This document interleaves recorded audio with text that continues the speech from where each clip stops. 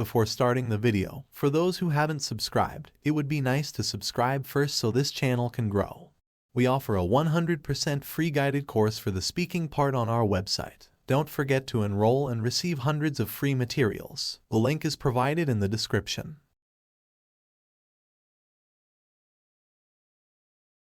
Recently, I visited a new library in the city where I live. It was my first time there, and I was excited to explore the space and see what kinds of books and resources they had to offer.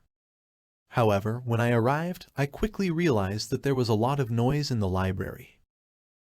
The library was located in a busy part of town, and it was situated near a construction site.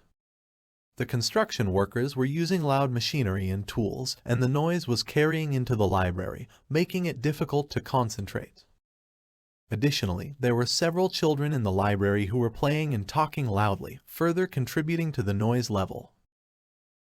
When I first heard the noise, I was a bit disappointed. I had hoped that the library would be a quiet, peaceful place where I could read and study. However, I quickly realized that there were still ways to make the most of my visit. I found a section of the library that was slightly removed from the noise, and I settled in there with a book that I had been wanting to read for some time.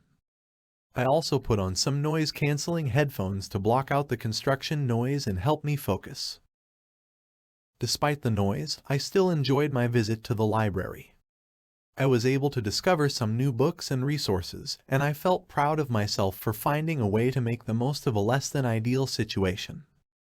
In the future, though, I may try to visit the library at a quieter time of day or find a different location to study when I need a quieter environment.